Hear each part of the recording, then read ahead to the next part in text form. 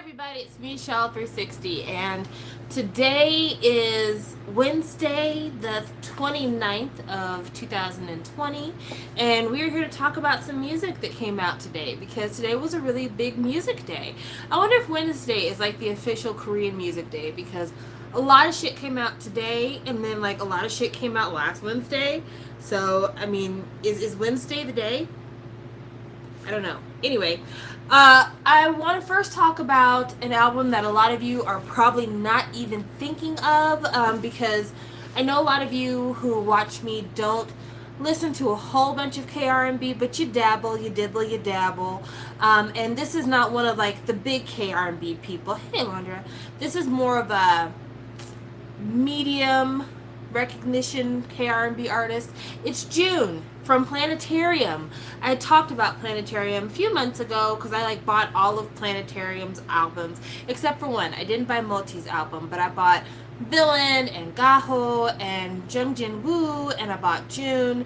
I really like them a lot. Well, yesterday technically is when June's mini album Ending came out, and I had a chance to listen to it today, and it is so good. It is like summer car driving, hang out with friends music.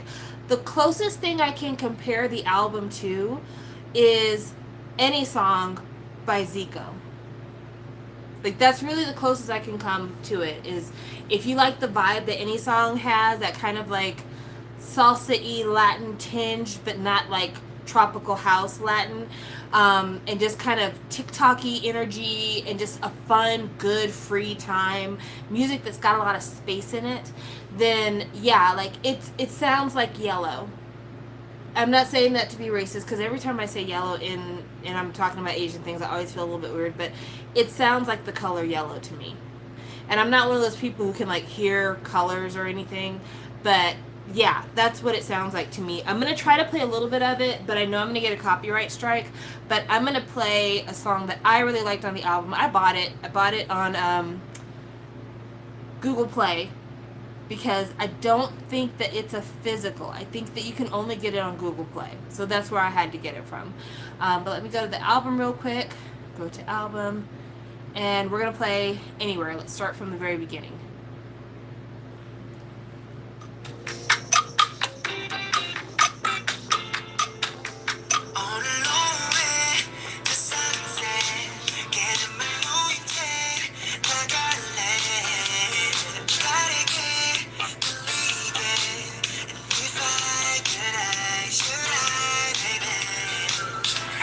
So that's Anywhere, which sounds a little bit like Say So by Doja Cat. Like, not similar, but like it has that same kind of like TikTok-y dance vibe to it. Now I'm going to play Beautiful, which is the best song on the whole release. It's a short release. It's only got 5 songs, but this is my favorite song on the whole release.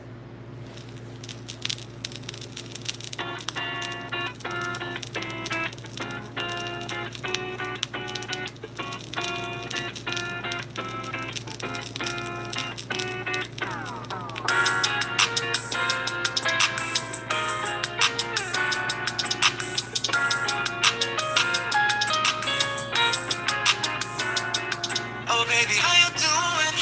쓸데없이 생각이 많았네. 오늘은 그렇게 그냥 보내진 않을게. 우리가 어떤 꿈을 꿨는지 난 잘 몰라. 나는 너로 그렇게 가득 차 있네. 깊이 파고들어. So that is the song Beautiful. The album is called Ending, and the artist is named June. I have to say, I really wish he would change his name. I get it that like in Korea, typing in June, you could probably find what you need, but when you're an American and your search engine is in English and you're trying to find June's album, it is impossible. It is impossible. So what I had to do is I had to type June, and I had to type Ending, which is the name of the album, Ending, and I had to type the word Thama, Thama, because he has a song on there with Thama, and that made it a lot easier to find the album. But it was really hard, like search engine wise, for me to find it, which is a shame, because more people need to listen to this album. It is perfect summer car music, like when it's just really sunshiny and you've got the air conditioning going or you got the windows open and you just want to play something that sounds like a breeze. That is the album for you. So I highly recommend it. Again, it's June, June, like the month. The album is called Ending. I have one of June's physical albums, which I really, really enjoy. I don't think that this one is going to have a physical, which is a shame because I would buy it. But yeah, it's really, really good. And for those of you who don't know, June actually was a trainee at Big Hit during the time that BTS was formulating. He didn't end up making it into BTS, but he has sang background vocals for BTS songs. He's done some songwriting for BTS. Like he's still in the pocket. He's still kind of with the crew, but he's not under Big Hit labels. He is under Planetarium. But I love the vibe he gives. I like his voice. There's one song on the mini that I didn't dislike it, but it has a really weird kind of, I don't know how to describe it. It has a very 80s sound to it, and it doesn't really match the other 4 songs that are on this mini, but it's interesting, and there might be some people who would like this.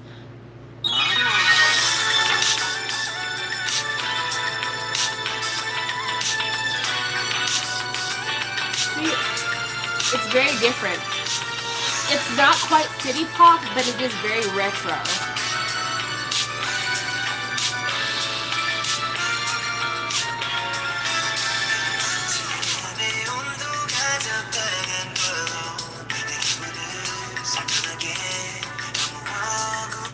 That song is a song called A Day of Weather, and that's by June. Again, it's a really, really phenomenal mini album. I'm super impressed. I knew I liked his stuff before when I bought his first album that I bought, but this is really good. This is really, I can't speak high enough of it. It's really fantastic. So please check out his album Ending. It's very, very, very, very, very, very, very, very good. And he has a really nice tone of voice. Like his voice is just pleasant to listen to. Other album that came out today is AT's new album Fever. It is so good. It is so good. I expected big things from AT's. Let me tell you the story. So, as you guys know, AT's was an artist group collective. Hey Meg, AT's is a group that I found fairly late in the game. They had been out for, I want to say, 2 or 3 months before I finally found them. And it was really through like being pestered by the other people that I follow. So I would watch Katie's videos, or I'd watch, anybody else basically, and everybody was buying AT's, and I'm like, what the fuck? Why are we all buying this new group? What the hell's going on? Because it wasn't even just that like everybody was buying them, but everybody was buying rookies. It was like everyone was consistently buying it, even though everyone had kind of different musical styles. Plus, everyone was talking about how really good they were at everything they did. And that was what stood out to me. Like, sometimes, okay, let me not play games here. One-on-one. There was a while there where my entire timeline was buying one-on-one. But, to be fair, Produce was one of the biggest shows in Korea. It was the thing that everyone in K-pop was talking about. It made sense for everybody to buy one-on-one, right? But people were talking about, oh, I bought this album because of the show. Or I really like this person from the show. AT's didn't have that. Like, there weren't any people that I knew who were like, I bought this AT's album because I followed their reality show or I followed their dance covers. It wasn't like that. It really was like, I saw this video of this group. They fucking killed it. And I heard the album. It was fucking amazing. And I bought this album. And so immediately, like, flags go off in my mind. Like, this may be a sleeper hit. You better get on it. Excuse me. So I went ahead and bought it, and I was, wow. Like, say my name, wow. Wow. And I've just been a fan of AT's ever since. I think that they have some of the best choreo in the K-pop field. I think that they have one of the best dance teams in K-pop. Like, everyone is very, very talented in their group. I think that they have really interesting videos, even though a lot of their video stuff is typical K-pop video stuff. But at the same time, it's like, I don't know, they just add a little something to it. They put a little sprinkling of like Lowry's on it or something that makes it really fun to watch. So I have enjoyed them immensely. But I will say, the last project they did, I remember thinking, okay, it's starting to get a little bit repetitive. It's starting to feel a little bit formulaic. I need y'all to like switch it up a little bit. I'm starting to get a little bit bored. So I didn't know what they were going to come back out with when they had this latest release. But thanks to quarantine, they had a chance to like really sit down, not push themselves to promote right away, because like in the course of a year, I think ATEEZ did 4 comebacks. Like from the time they debuted to like their 1-year anniversary, I want to say they had like 4 different albums released. So that's a lot of material for a baby group. And quarantine just really gave them the opportunity to like sit down somewhere, talk to each other, figure out what the next move is, and then move forward from there. And what they have come up with, it really does sound like they took the time. And it's just, it's interesting, and it's classic ATEEZ. Like, don't get me wrong, if you liked what ATEEZ was doing before, you're not going to hear this album and be like, oh, this is weird, I don't like this isn't what I signed up for. No, it's classic ATEEZ. You're absolutely getting the ATEEZ that you signed up for in the end of 2018. But you are getting a much more mature ATEEZ. You're getting an ATEEZ that has really been playing with their talent base. Everybody's singing and everybody's doing something, and it's a very dynamic project in my opinion. I know Meg really likes the beginning of Fever. Personally, I feel like the song One Day at a Time was made for me. Like when I first heard the opening notes of One Day at a Time, I'm like, okay, this is different. This is not typical ATEEZ. Then when they started singing, and I realized they are singing in English. Not only are they singing in English, but the song is completely about like, hey girl, are you having a hard day? Do you need someone to talk to? My DMs are open. And I was like, oh my gosh, they are legit talking to me. Like, they're not talking to anybody else. They're talking to me. And I love this. And I watched the video for Inception. I didn't really care for the video, to be honest with you. I thought that the styling was really good for everybody. Everyone looks great in this latest comeback. But the video, tad bit formulaic, tad bit played. I thought the camera work was really good. I thought that the filter that they used for the camera looked really nice. Good cuts. But I just been there, seen that, done that. But the song itself is such a good song. And like, there's just something about the way that the vocal line is working this comeback. It's super impressive. It's super impressive. I really like it. If you haven't had a chance to watch ATEEZ's Inception, I highly recommend it. I think it's a good time. I'm going to play a little bit of One Day at a Time just so you can understand what I mean when I say, like, that song was literally written for me. It was written for me. The song was written for me. But you are allowed to listen to it. I'm a benevolent bitch. But the song was written for me. Sorry about it.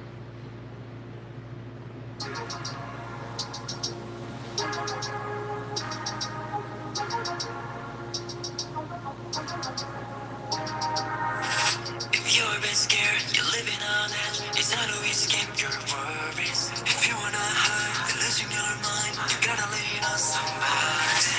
I'll be there, somebody for ya. That doesn't matter. When you're feeling the pressure, say the word, I'll be there. 'Cause you can reach me easy whenever you like. Hit me up deep, wait to cut me on the side. Till you're free to meet for a coffee and a smile. See you one day at the side. Don't let it get you down. I just love that. It actually kind of reminds me of like an older sounding Drake song. Not that they rap like Drake. I'm not saying that, but I'm just saying like the music, like the background music, reminds me of like old Drake. But it's a really pleasant, encouraging. place. I just really like it. I'm very pleased at where they're going.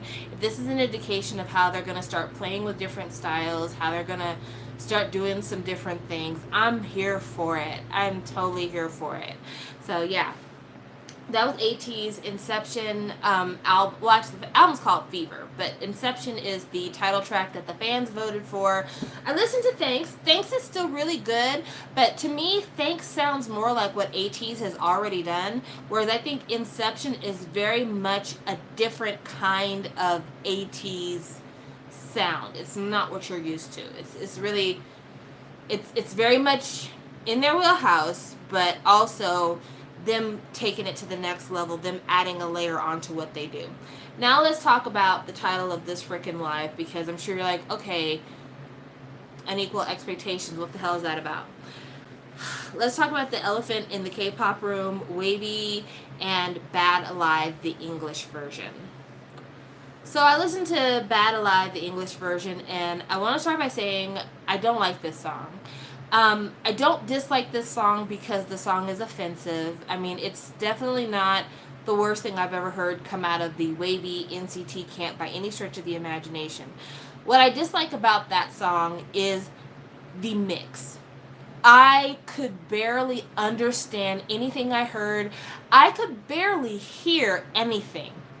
And I don't know if anybody else had that same deal go on, but I was trying to listen to it. I listened to it on YouTube because that's what I do. I YouTube music a lot, and it is really poorly mixed. I'm gonna try to play it. Hold on just a second. I'm trying to get rid of these stupid commercials. I get these really weird commercials for like these Chinese royalty video games.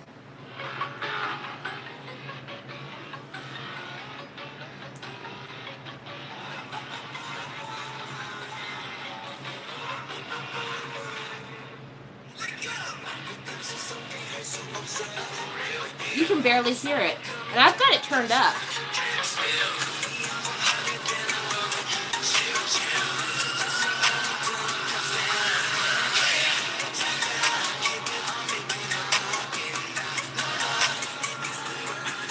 I don't understand what happened. Like, SM, you have money.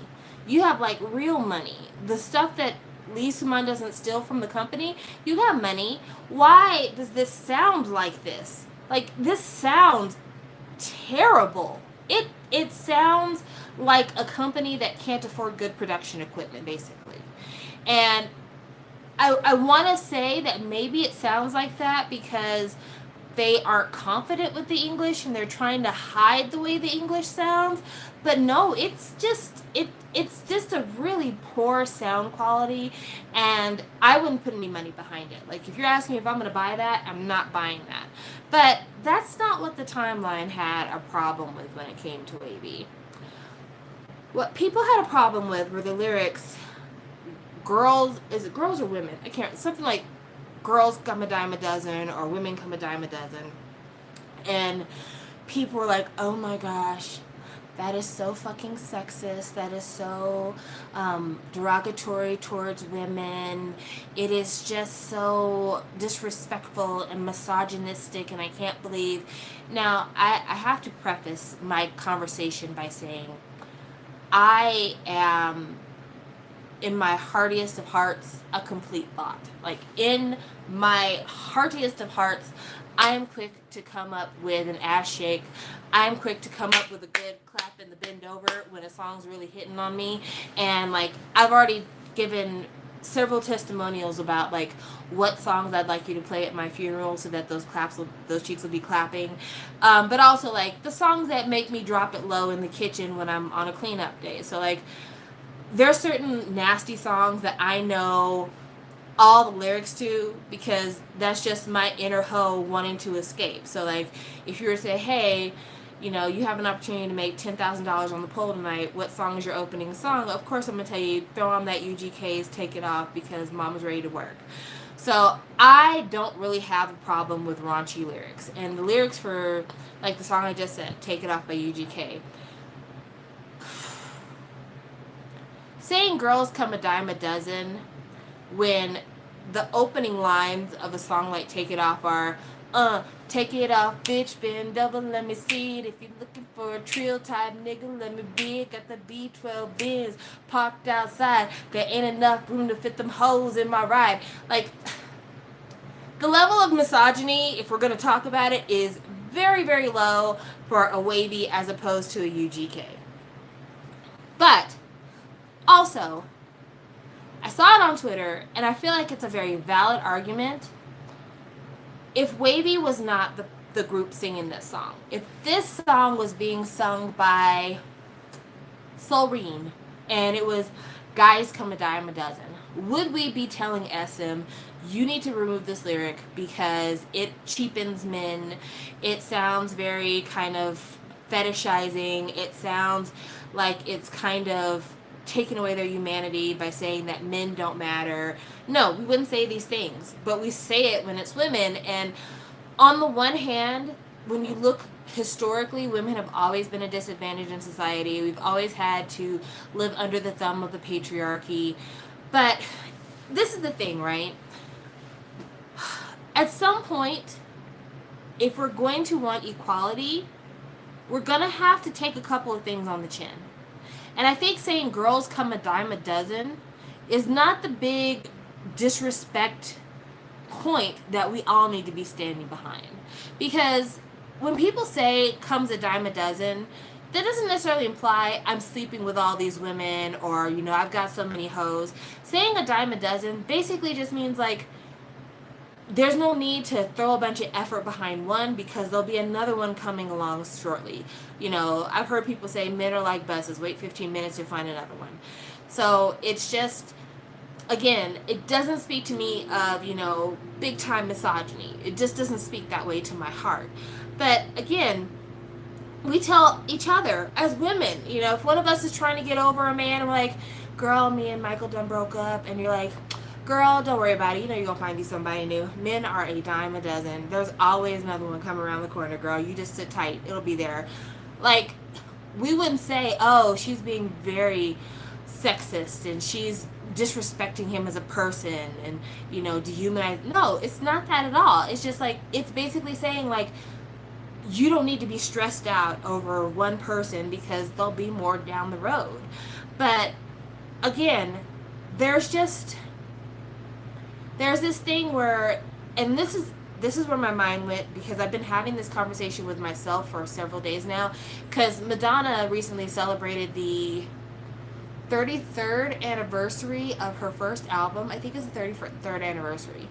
And one of the things I've always admired about Madonna is that when Madonna came out, she kind of flipped the narrative. So for so long, during Madonna's childhood, the 60s and 70s, men were super sexist and super misogynistic and, Playboy bunny girls and the Playboy house and James Bond and the way he treated women. I mean, there was a fucking character in the James Bond movies called Pussy Galore. Come on. So Madonna kind of flipped it on his head, and Madonna kind of operated early on in her career like, I am the man. I will talk about the boys the way I want to talk about the boys because I'm the man. And it was really empowering as a young girl to grow up in the age of Madonna because she basically felt like she took no shit. She did what she wanted to do. She did the things that people are like, oh, it's scandalous for a girl to do that. And she's like, why is it scandalous just because I'm a girl?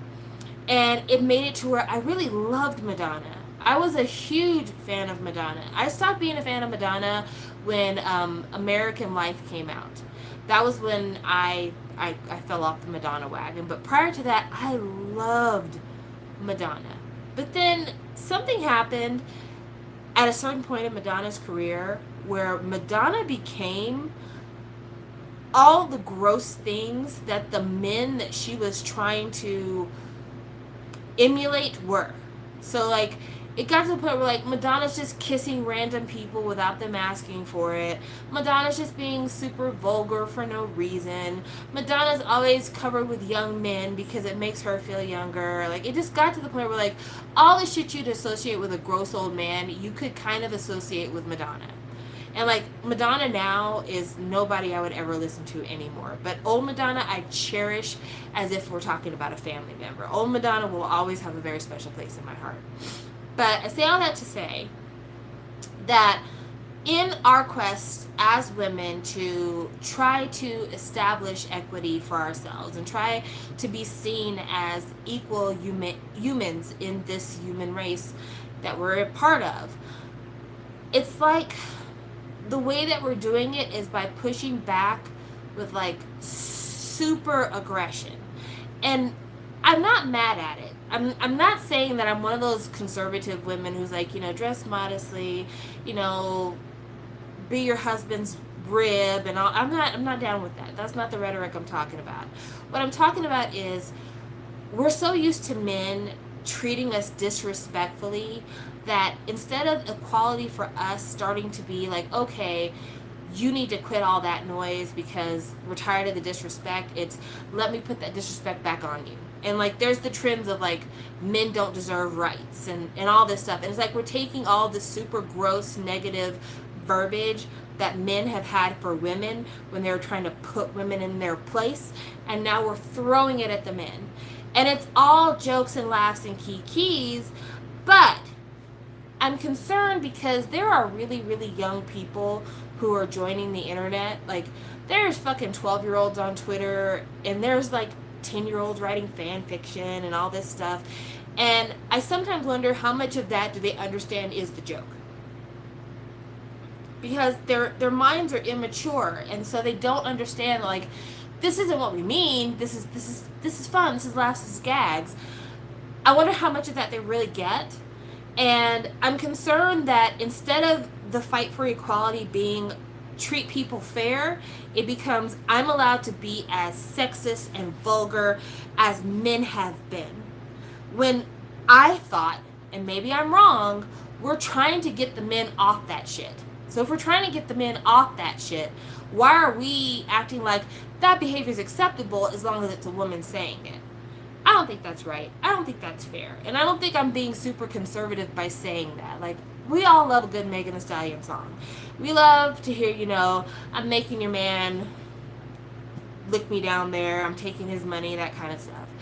And if Megan can say it, then I don't have a big problem if a male rapper says the same thing. Because for me, it's all entertainment. It's not something that I'm taking super seriously. I don't believe this is the way that these people operate in their personal lives a lot of the time. It's entertainment value to me. But if we're going to allow a woman to say, boys come a dime a dozen, if we're going to allow a woman to say, I don't need a man and all this stuff, why are we getting all twisted up when a boy group is saying girls come a dime a dozen? Like, it's just, there's so much other gross things that can be said. Like, fuck, let's be real. How many of you are second gen fans? How many of you are second gen fans? If we were going to really get upset about some fucking misogynistic tendencies, let's talk about Taeyong's discography.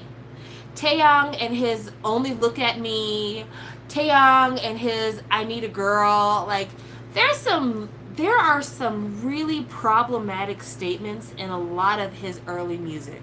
Really problematic. Like, Only Look at Me, he's basically like, yeah, you might see me laughing with girls, and a girl might sit on my lap, and I might hug her and whatever, but you, on the other hand, don't need to be talking to no man. You don't need to be looking at no man. If a man comes your way, you better walk the opposite direction. Like, that literally was the lyrics of that song. Or if you look at I Need a Girl, he's like, I need a girl who's a lady in the streets but a freak in the sheets, and she's got to look young even though she's an older woman, and like all these things that this girl needs to be in order for her to be the right one for him. And it's like, well, that's the reason why you need a fucking girl. Your standards. You're going to be looking for a long time, buddy. Stay single. But yeah, like, it's just, this seems like a nonsense argument, and the fact that people are coming up with like email addresses to send things to say, I don't like this is terrible, fuck out of here. If anything, we need to be emailing the company saying, you have got to find a better sound engineer because this is garbage. It sounds atrocious.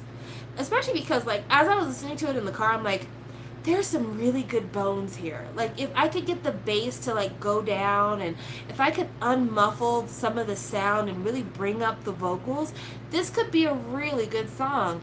But it's almost unlistenable right now because it's mixed so poorly. That is what we need to be getting upset about. That is what we need to be spending our time protesting about, is that we don't like the way this music sounds. But yeah, this everything else is just like, can we please find something the fuck else to do? Are y'all hungry? Can we go get something to eat? Like, are we really spending our time talking about this? But I wanted to make sure I talked about it because, like I said, it's a conversation I've been having with myself for a while. Because when, like I was saying earlier, when they were talking about Madonna and, you know, her celebrating her 33-year anniversary since her debut album, which, by the way, Madonna's first album is a classic, one of the best debut albums of all time. I mean, freaking Lucky Star, Holiday, Borderline, Burning Up, everybody on the first release. All freaking classics in the catalog. Anyway, as I was thinking about her and her legacy and why did things turn, I realized it's because she became the same kind of asshole she was trying to fight against. But Wavy, Bad Alive is just a bad song, full stop. Hey, Sue. Yeah, Wavy's Bad Alive is just a bad song, full stop. Like, it's just, it sounds poor. The lyrics are not great because they don't really make sense. But sexist, misogynistic, I wouldn't go that far. Wouldn't go that far. I think it's just a matter of just really poor planning on the part of whoever's supposed to be in charge of this. But I'm not going to throw around allegations of like any kind of misconduct or poor opinions or anything like that. I mean, because if we're going to talk about that, then we really need to be jumping on NCT because, excuse me, there's been some bad lyrics over there too. There's been some not great lyrics. A lot of stuff about the joys of capitalism that I could live without. But yeah, this Bad Alive is just a bad song, but it doesn't, it's not, the criticism is in the wrong place. The criticism really needs to be in the song's production. The production is what really is something that we need to be writing letters about. So does anybody have any other music stuff they want me to talk about or anything they want to ask me about? I heard a snippet / spoiler of Dum Dee Dum Dee, which is G-Idol's song that's going to come out. Is it Dum Dee Dum Dee or Dum Dee Dum Dum Dum? I don't know. I know it starts with Dum Dee, but I don't know if it's Dum Dee Dum Dee or if it's something else at the end. And it sounds okay. I don't know if I'm going to like it. But the teaser photos, everyone looks amazing. They really do. They styled them up very, very well. So I'm sure no matter what, it's going to be a beautiful video, so look forward to that. I find it ironic that Soyeon from G-Idol had short hair when they had their winter song, and now they're doing a summer song, and she's got long hair, because I don't know, I just feel like long hair in the summertime is just a recipe for torture. I hate long hair in the summertime. Completely abhor it. But yeah, they look good, so I'm looking forward to that. I have already pre-ordered my Sax 3 album. Can't wait for it to come in.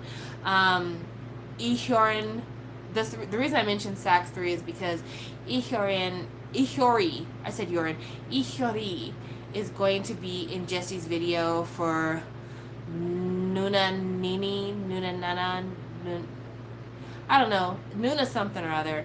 Anyway,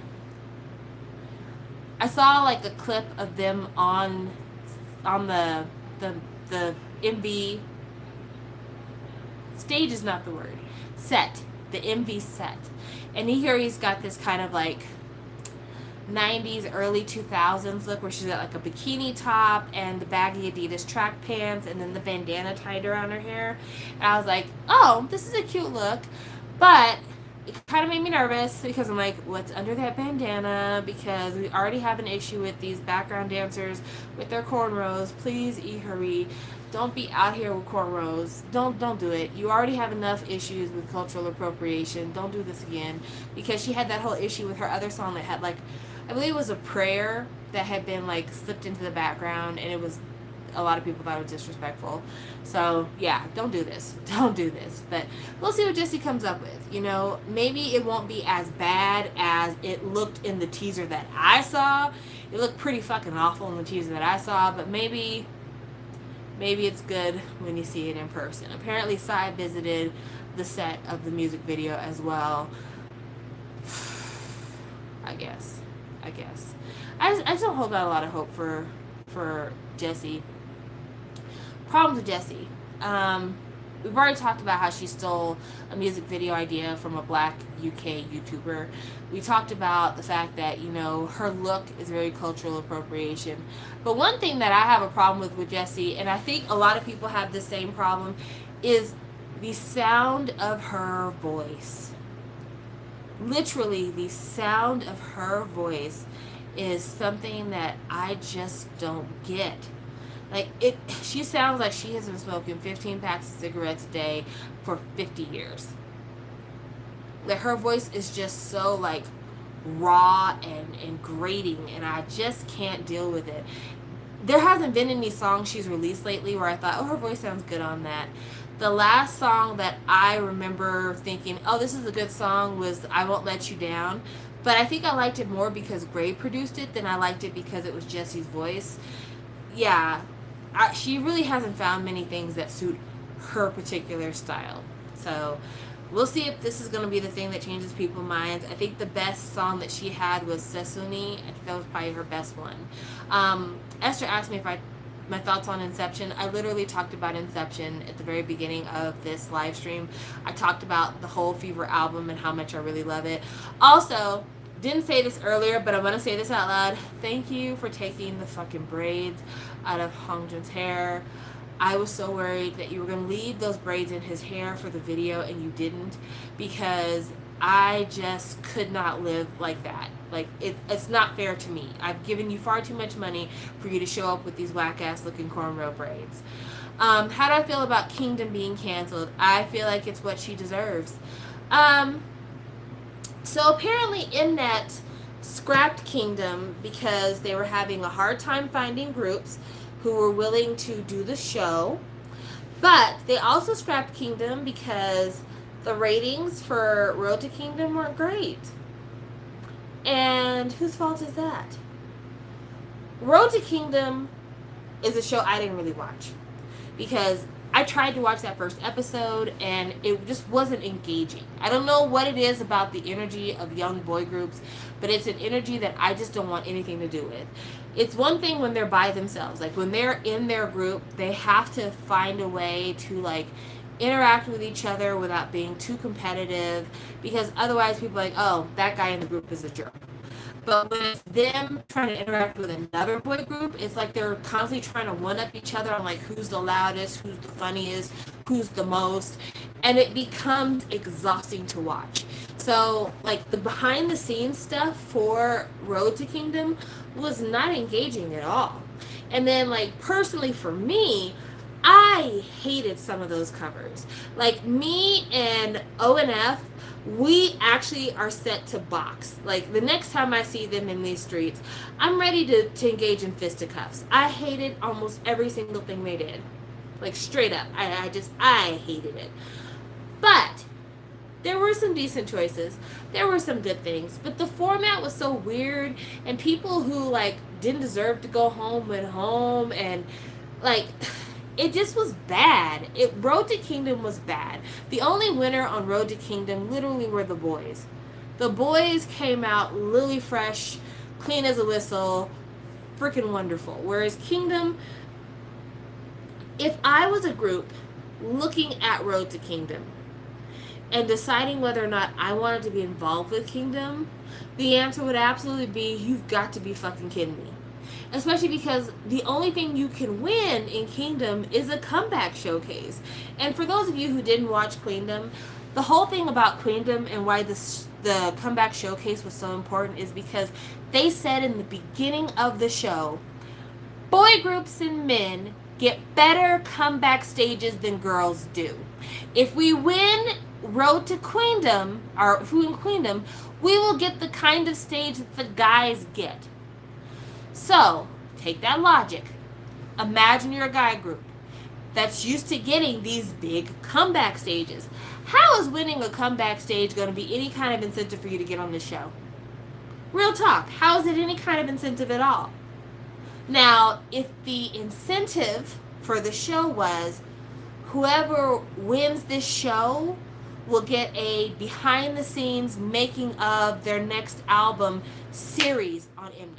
Like, we'll do a 4-part series showing you training for the comeback, show you in the studio, show you designing choreography, and like do all this stuff on the lead up to your comeback. So 4 weeks before your comeback, we will air one episode once a week, every week until your comeback comes. That could be a look. That could be something that shows a lot of investment on Mnet's part. Not only would Mnet, be helping them by like getting people anticipatory of this comeback, but also it would give Mnet content, and during times of COVID, we're all looking for content. So, I mean, if that was the prize, then I could see a group being like, okay, well, we want to really get the fans hyped up. This would be a good look for us. But the other thing that I really think fucked up Kingdom and Road to Kingdom was Pentagon.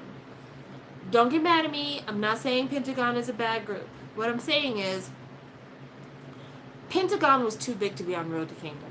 Straight up and down. Pentagon should have never been on Road to Kingdom. And I'm not saying they're too big for Road to Kingdom, like they're more successful than the other groups that were on the show. What I mean is they had been in the game for far too long. It almost didn't even make sense for Golden Child to be on the show, to be quite honest with you. It seems like they had been in the game far too long to be on this as well.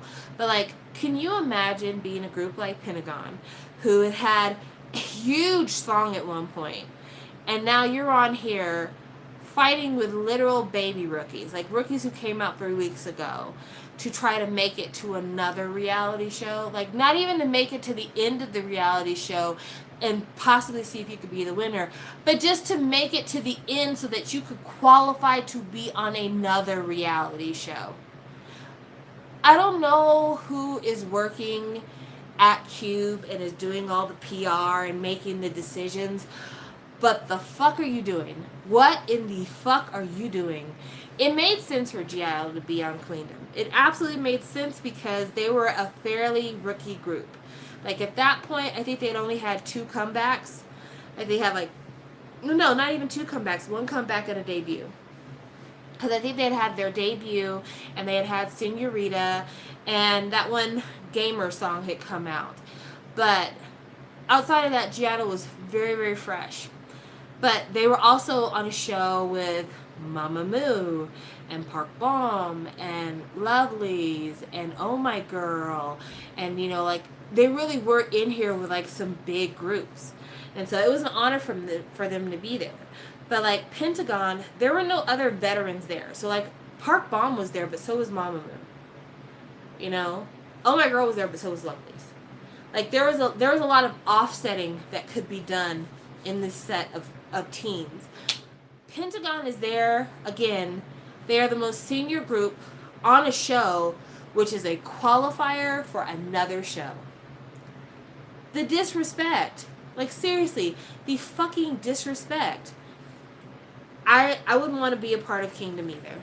I wouldn't want to be a part of Kingdom either, because also what it showed is if Pentagon couldn't win because of their seniority, then that meant that the most senior group might not win Kingdom. And I think a lot of male groups have too much pride to get on a show like that unless they are down to the wire. So you're not going to get like a currently promoting really well-known group to be on Kingdom. Because depending on who they are, if the other teams are asking who are we up against, they're going to hear that name and be like, no, it's not going to be me, boss. Sorry about that. Sorry about you. So it was a bad idea to begin with. Queendom should have stayed Queendom. Queendom should have stayed for girls. And that's not me being sexist. I'm just saying when it comes to the women, it almost doesn't matter how long you've been in the game. People are still going to disrespect you because you're a woman. So we don't have a lot of those same seniority hang-ups when it comes to being on a show like Queendom, because we're already expecting to be treated shitty. Same thing with Good Girl. You can have Hyoyeon from freaking SNSD, Girls' Generation, on a show with Queen Wasabi, who's saying, look at my titties, look at my booty. Think about that for a moment. Think about what a fucking mind fuck that is. That you have Queen Wasabi out here kissing dudes on stage talking about, look at my titties, look at my booty. And then you've got freaking Hyun from SNSD, the bastion of cute girlyhood for Korea, the nation's girl group, on the same stage. It just goes to show, like, those barriers between women, they just don't exist the same way when it comes to Korean entertainment as they do for the men. And that's why Queendom was always going to work and Kingdom was just not gonna. So, in that, since you can't cast Kingdom, let me ask you what you're going to do with Queendom as a property. Because I have ideas, I have suggestions, I have thoughts. I think you should do another season of Queendom. Absolutely. But I think that instead of just offering a comeback stage, you ought to offer some money. Like, you ought to be like, Mnet will pay for your next music video. That would be a real big boom. That'd be a lot. Because anytime the company spends money on a music video, the artist ends up having to pay for it out of their percentage. So, yeah, this would be a big look for them if they could get Mnet to pay for their music video. I think we have a lot of groups out there that would be really good for this show. I would love to see, like, April be on the show, because it's been a long time since I've heard anything from them. They could use a good redemption story. I think I would love to see a solo from a big group, like somebody who's trying to reestablish themselves. That would be a really big look. So maybe I wouldn't keep with, you guys, I think Queendom 2 would blow up if Queendom 2 is where CL decides to throw her hat back in the ring. Think about it. Think about it. And then, as a surprise twist, at the end of the show, all of the girl groups who participated in Queendom, CL will do a feature on their next project. Could you fucking imagine that heat? Could you imagine that fucking heat? Who wouldn't want to be on the show? Like, seriously, who wouldn't want to be on the show? You saw how people were falling over themselves for Park Bomb. Like, they really were like, oh my gosh, I don't even know what to say to her. I'm actually like, I'm silent because I'm shy, and I'm not normally shy. Like, they were falling over themselves to be around Park Bomb, and they had nothing but like beautiful things to say to her and beautiful things to say about her. So yeah, I think that'd be great. Ooh, Dreamcatcher would be really good on that show because it's one of those acts that, like, internationally they're well known, but Korea doesn't really know them as well. And then get out there and just totally do all their anime opening songs. That'd be really good. I'm trying to think what's another girl group that would be a really good catch for that. I think Cosmic Girls would be good, but Cosmic Girls has a hard time because of, like, their group split, so I don't know if they'd actually make it onto the show.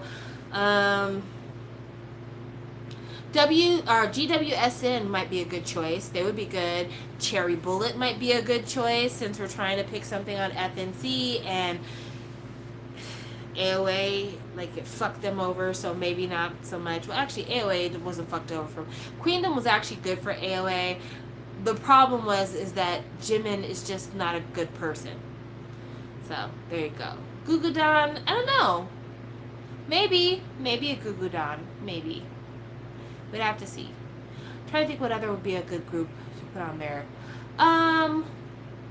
What's the name of that one group that everybody buys and I don't know who the hell they are? That could be anybody. Literally anybody. But there's this one girl group. I want to say their name is like Pink Marbles or Pink something or other. Pink. What the fuck is the name of their group? Pink something or other. But like something like that. Something. But I kind of want to stick with like Pink Fantasy. There you go. Put them on there. They'd probably be good for it. That'd be something interesting, something different, something we don't normally see. Kimbo would be interesting because Kimbo is two of the girls that used to be with, gosh darn it, why can't I think of their fucking names?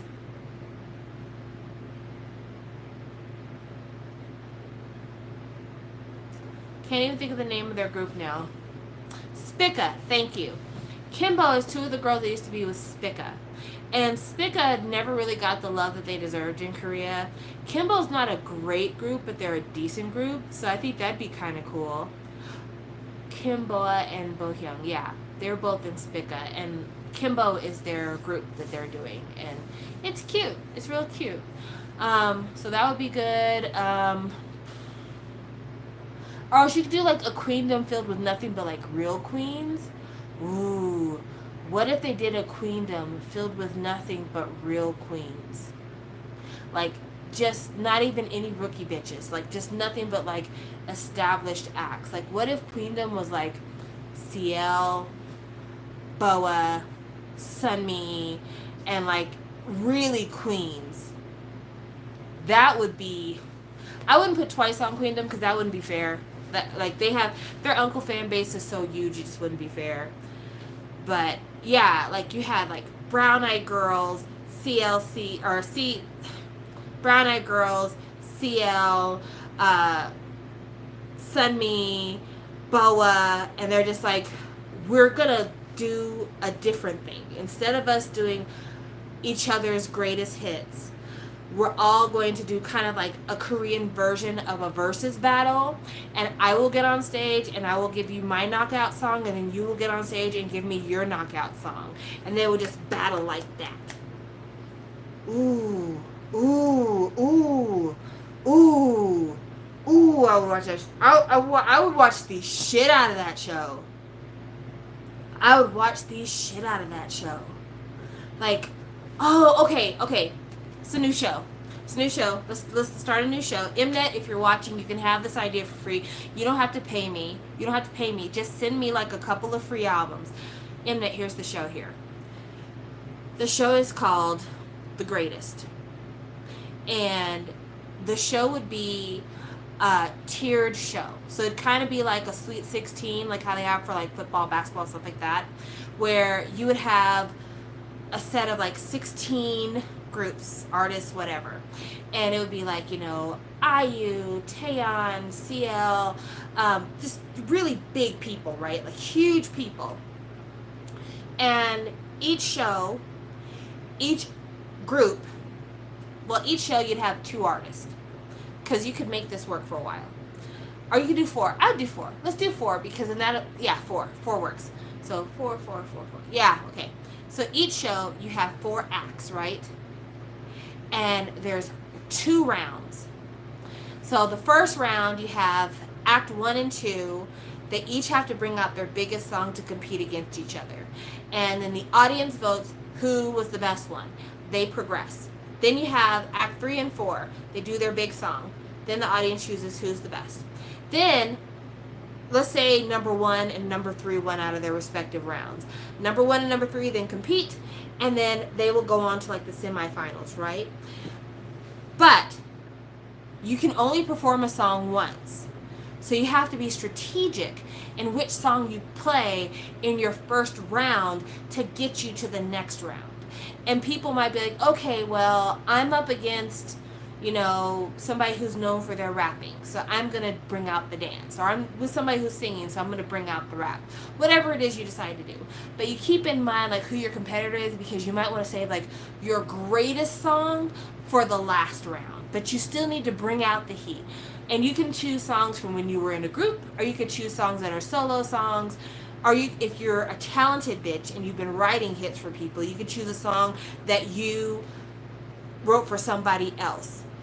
But yeah, so let's say Boa gets out there and she's going to have to battle CL. So CL's like, you know what?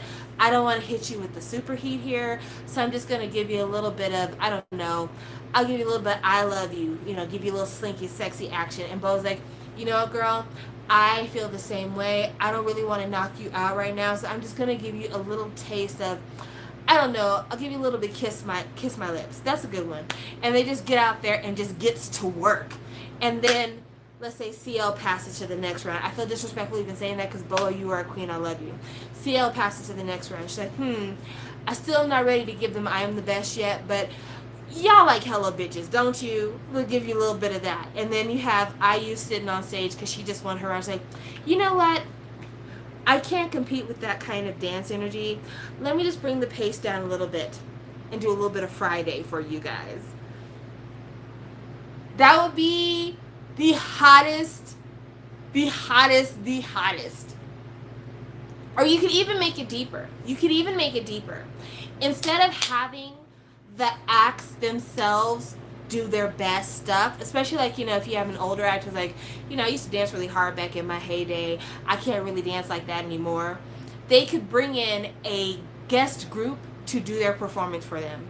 So let's say that CL and IU won their round, and now they're going to do their next round. And CL's like, I really want to do a group song, but I don't feel comfortable being out here by myself when there's so many other parts. So I invited G Idol to come out on stage with me to help me perform this song. You guys know Ugly, right? Yeah, okay, let's perform that song. And then IU's like, I think that I also need a little backup here. I would like to sing the Cherry Blossom song, but I need some guys to sing with me because I originally did this with High 4. So I decided that I would go ahead and have the boys come out here and do this with me. Guys, come on out here, help me out with this.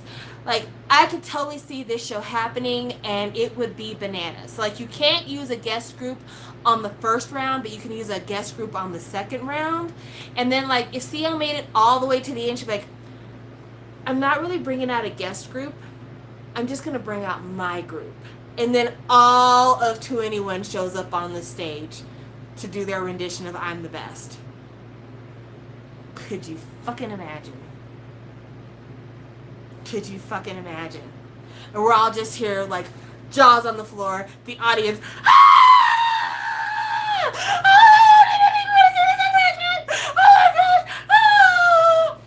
and then they just get out there and you just hear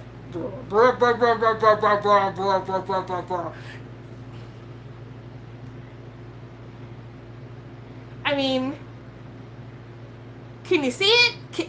Would this not? Yes, the Twitter wars would be vicious, but I would live for the timeline. I'm a person who's sturdy of stomach, so I would live for the timeline. Like, Sunmi makes it to the last one. It's like, oh, the Wonder Girls. And then everybody comes out and it's like, I thought that bitch was gone. I can't believe we haven't seen Sohee dance in 15 years. What the fuck? Like, could you imagine? Could you imagine? Or IU's like, I'm going to do a singy song, but I was never a part of a group. So I decided I would ask one of my homegirls to come out here and sing with me. I hope you guys don't mind. Taeyeon from Girls' Generation, can you come out here and sing Good Day with me, please? Lose their fucking minds. Or Taeyeon's like, it's been a while since Girls' Generation had a comeback, but I was able to call in a couple of special favors. A couple of people flew in out of town. Can you please say hello to OT8? People would lose their fucking mind. Especially if, like, you hear, my first love. People would lose their fucking minds. Ooh, what if the final battle was a reunion of 2NE1 and a reunion of the members of Girls' Generation who are signed to SM and the ones who aren't? Like, the only one who's missing is Jessica. People would lose their mind. And Girls' Generation has to sing G. They're not allowed to sing Into the New World. That's super sad rendition. It would be just like, if they got out there and like, we're going to do G because this is what y'all want to hear. And people would just fucking go nuts. They would lose their fucking minds. Or if they started to do Genie, like, hey DJ. People would lose their fucking minds. Just like, I would like to see it. I would like to see it. Like, this would be the show that Twitter would be debating about for weeks. For weeks. Literally for weeks. We would all lose our collective minds. It would be replaying. Like,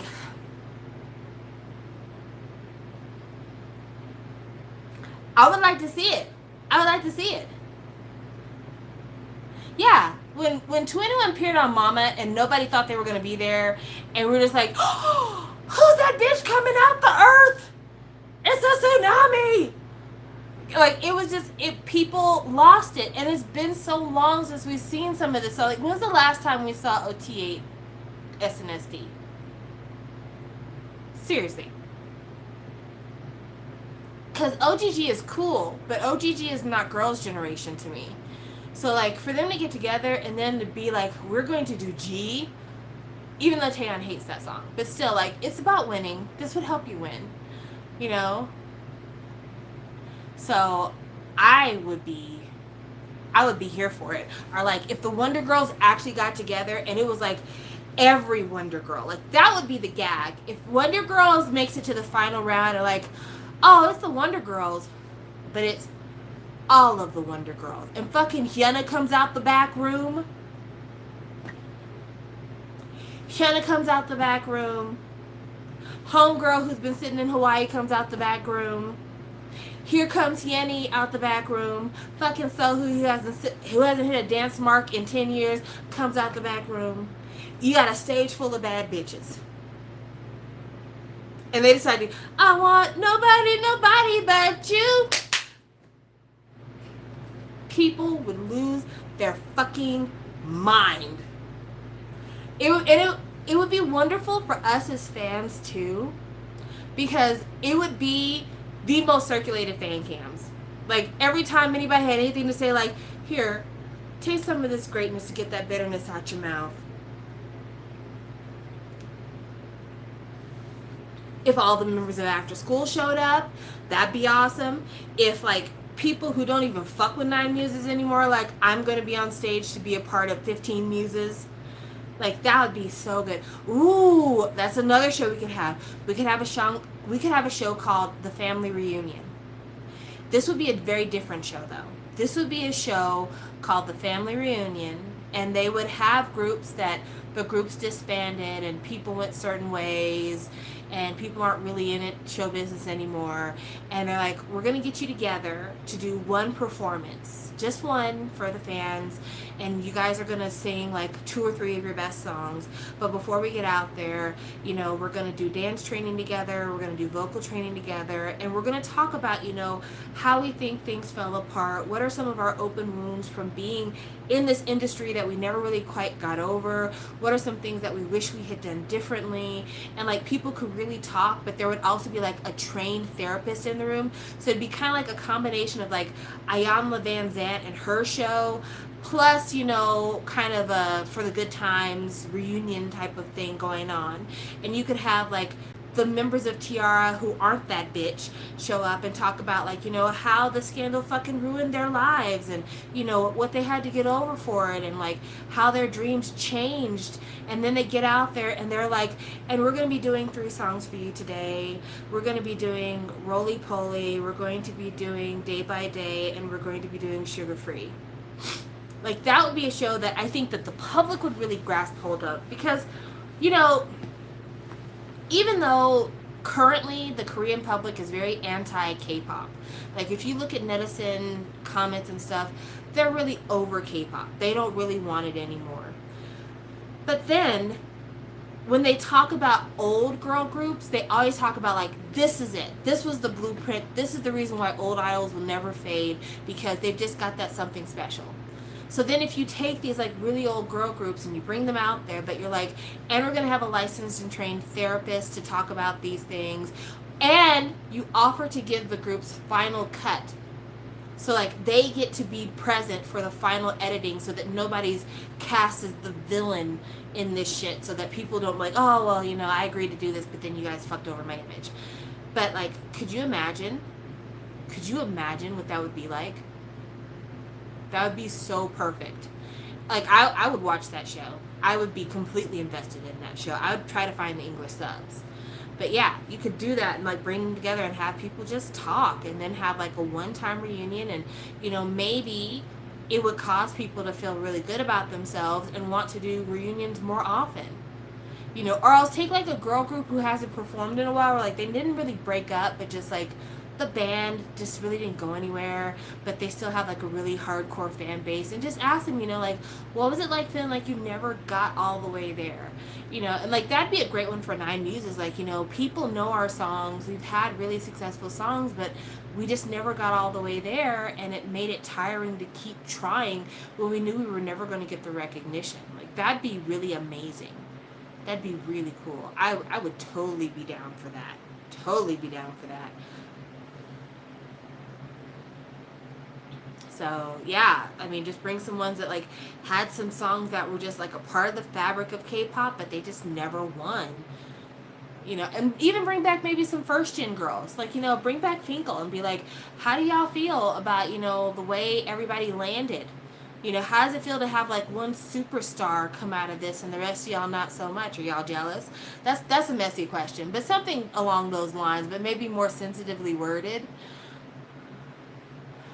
Okay, so Jay's asking, why are netizens over K-pop? Netizens are over K-pop because K-pop is too successful. Let me tell you a story.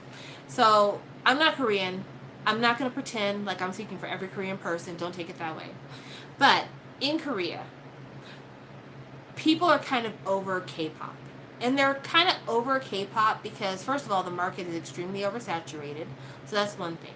But also, like, K-pop kids are all dressed to the nines. They've all had super expensive plastic surgery.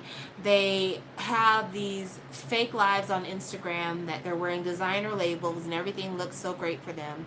And right now, there's kind of a recession in Korea. It's been hard for young people to find jobs, well-paying jobs. More younger Korean adults are living at home with families, and not just because it's tradition, but because they can't afford to move out. And they're faced with like real trouble. And K-pop portrays a society that has no issues. And a lot of these young people are like, I don't want to hear that bullshit. I graduated from a Sky University and I still am having a hard time finding a paying job. And when you're a young man looking to marry and you don't have a steady job, it affects your ability to maintain a relationship because people tend to be very materialistic, and a girl's going to ask you, when are you going to buy me a purse, when are you going to buy me some new shoes, where are you going to take me for our dates? And a lot of these young men can't do it because they're having a hard time finding jobs.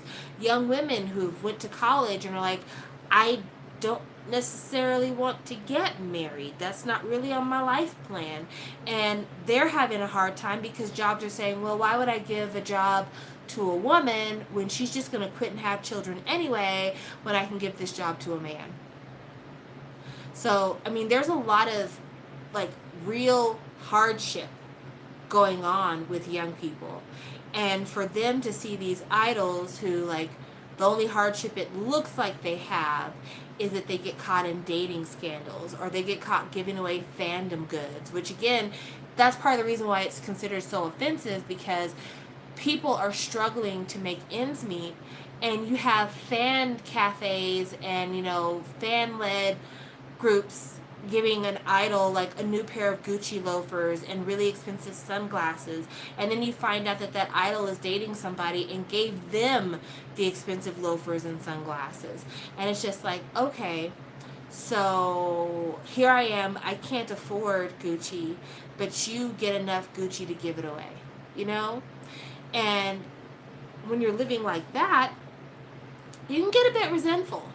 And also, like, the songs don't have a lot to them. And this is not me critiquing K-pop, because I love K-pop. K-pop is it's my escape pod. But the songs are about, like love and relationships and, kind of like light fare. It doesn't get super deep, or if it does try to delve into something a little bit more than like lightness, it tends to be in a very abstract way so as not to seem super political or anything else. And young people, they want to hear stuff that talks to where they're at in life. They want to hear music about how it's hard finding a job and it's hard maintaining a relationship and, that kind of thing. Koreans are very like emotional when it comes to their art. And I'm not saying that to like hyper stereotype anybody, but like there's a reason why ballads do so well in Korea. There's a reason why Noribang culture is so big in Korea, because music is a way that Korean people express a lot of the emotions that society tells them you're not supposed to outwardly express in public. So you can't show a lot of weakness and a lot of like super emotional changes in public, but you can go to the Norabang, get wasted, and sing about all these things. And K-pop groups, their music doesn't seem to hit that a lot for a lot of the public, and so that's why they don't sing it. And they attach themselves to some of these huge groups because, you know, they're all over the place, and it's a point of pride for people for these huge groups to be so successful. But at the same time, they're just like, yeah, no, random K-pop boy group who just debuted 2 months ago, I don't give a damn about you. And a lot of the time when like these universities are having their university parties and they're paying K-pop groups to show up, they'll pay a little bit of money for the latest boy or girl group that debuted, but like they're starting to pay to have like indie groups show up because that's something that the young kids can really relate to better. So it's interesting to see how things change so easily. But yeah, that's the reason why kind of K-nets are over K-pop right now. Then, like, you know, like I said, just people having so much access to so much money. You know, it's a jealousy factor, but it's jealousy coming from a very real place. Very real place.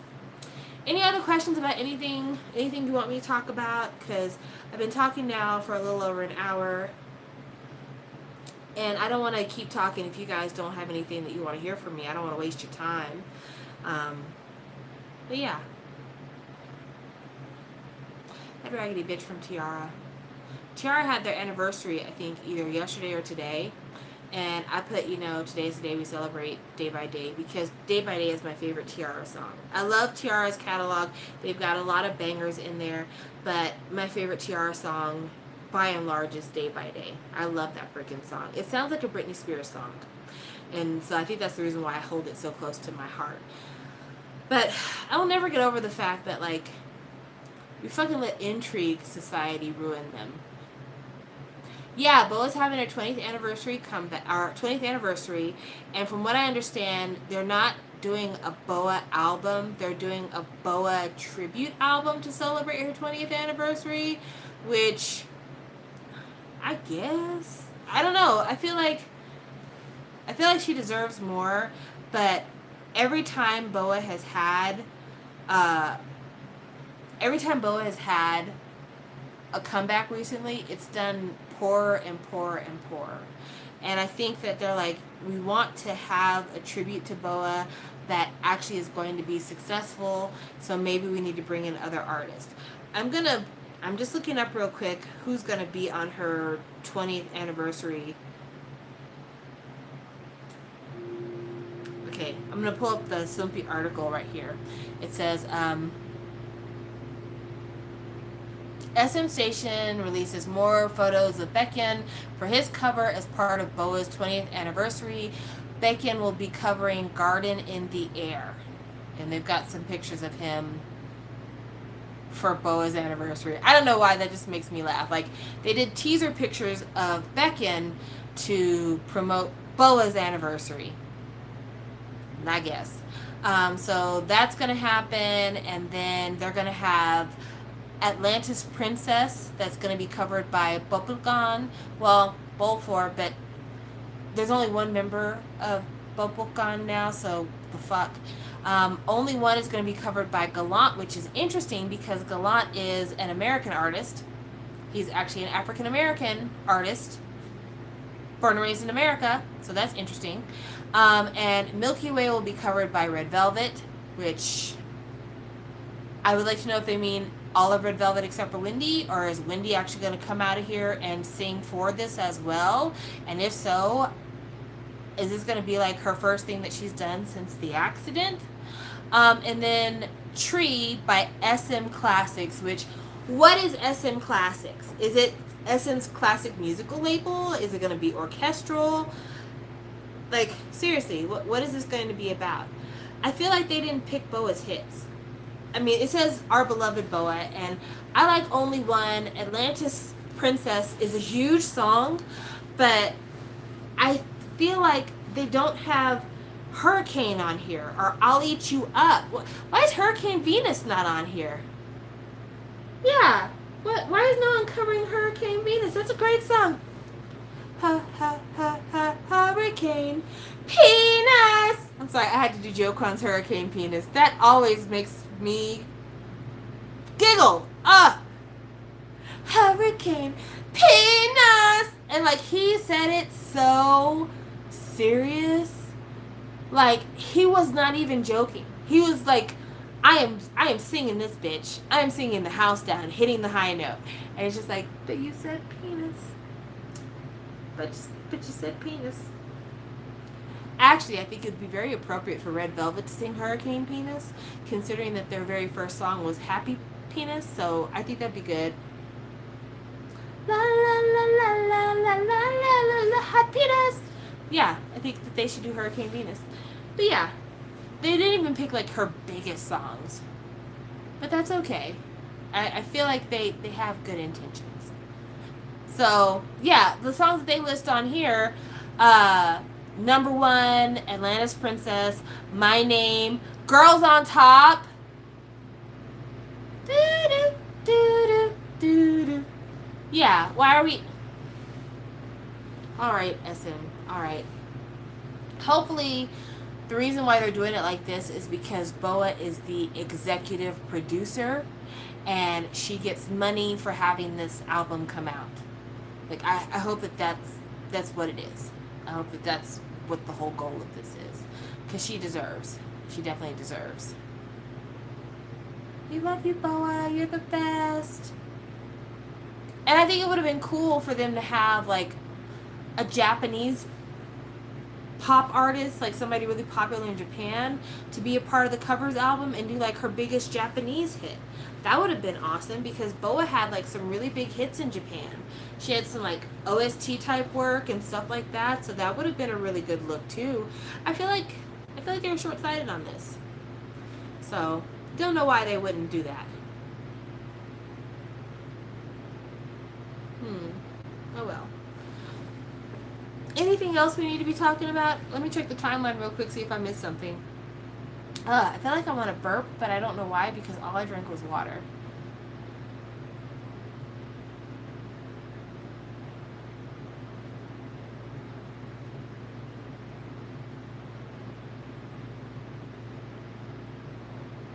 Oh, Taman has been doing more teaser pictures. I do not like the tattoo that they put on his neck because the neck tattoo that they chose kind of looks like a pineapple, but it's not. It's like a skull with a bird on top. It's bizarre. It's really bizarre. But anyway, just thought I'd mention that. More teaser pictures.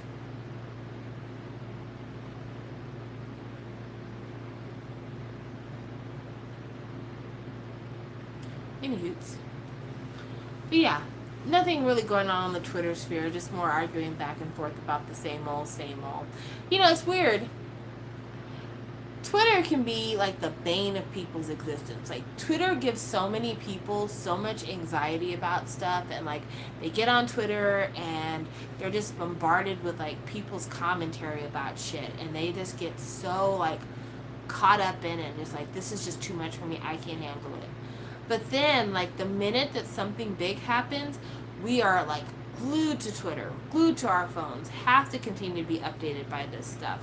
And it's just like, how do you break that cycle? Because on the one hand, there's that whole fear of missing out, right? So you don't want to, like, miss the boat on stuff. But at the same time, if it gives you anxiety, you kind of have to learn to let it go.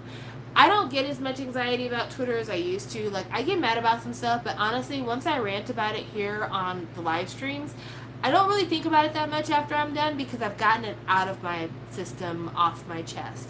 But for those people who maybe are even more introverted than myself, I think they have a hard time finding a space to like let out those feelings, and I feel really bad for those people because that angst and that anxiety and that need to lash out because of all the noise you're hearing just doesn't really go nowhere, and that's got to be tough. I wouldn't know what that life is like because again, I'm right here with you guys. I'm right here giving it all.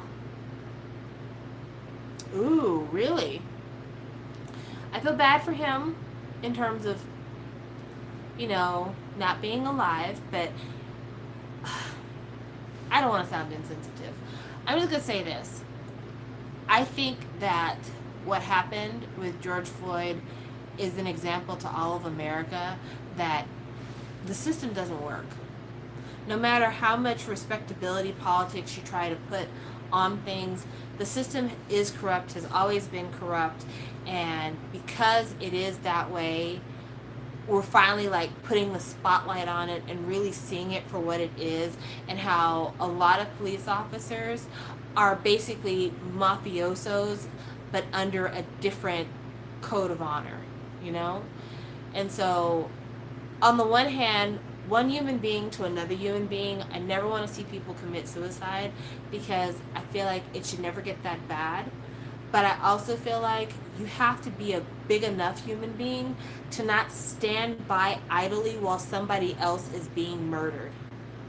Like, there's just certain things that as a human being, you have to say, I'm not going to let this happen on my watch. Even if it means that I have to put myself in the line of fire, I can't let somebody else be destroyed in front of me. Okay, so apparently David was confused. It's actually the Chicago. I did read about that. The new police chief of the Chicago PD killed himself inside of the headquarters of the Chicago PD. I did hear about that, which is unfortunate. I hate that like I said, I hate that for anybody. I hate that for anybody. I really, really do. There's nothing else to say about that. I hate that. I hate that. I also feel like the police system in America has got to be broken down and redone. I feel like the police system needs to be broken down and redone. I feel like the prison system needs to be broken down and redone. There's so much that we could be talking about that I'm ill-informed of, but definitely is worth conversation. Like the fact that in America, our prison system is privatized. So like the prisons are funded by the state, but they're not necessarily run by the state. It's other private interest companies who determine who works inside the prison, how the prisoners are fed, all these different things. And so there's an incentive to fill up the prisons and build more prisons because these private companies make money off of incarceration. And because these are criminals, they're allowed to give them the worst possible circumstances for life because people don't want to think that a criminal is living a good life behind bars, even though people go to prison for all kinds of things. People don't just go to prison because they're serial killers. People go to prison because they didn't pay their taxes. People go to prison because they have substance abuse issues and are caught in possession of the substances that they abuse. There are people who go to prison because of statutory infractions that don't really harm anybody. There are people who go to prison for tax fraud. They didn't give the government their taxes. And I just don't believe that someone going to prison because of the consequences of a drug addiction, like possession, or somebody who goes to prison because of unpaid taxes, or goes to prison because of, permit violations that don't harm anybody, that they deserve to be treated like shit. But people look at you when you have a criminal record and they don't ask what kind of criminal record you have. Instead, you are just a criminal. And because you're a criminal, you don't deserve the same rights the rest of us do.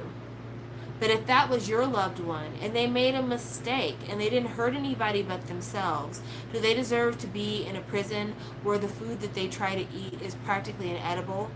Like, there's this punishment meal that one of the prisons does that, like, if you're a prisoner and you're in solitary confinement because you got in a fight in the prison or something else, they serve you a meal that has all of the different nutritional markers you're supposed to have. Like, it has a certain number of carbs, salt, sugar, vegetables, protein, fiber, stuff like that. But they throw everything into one pot and they bake it in the oven and they serve it to you in a lump. So let's say that dinner today was supposed to be apple pie, pork chops, mashed potatoes, green beans.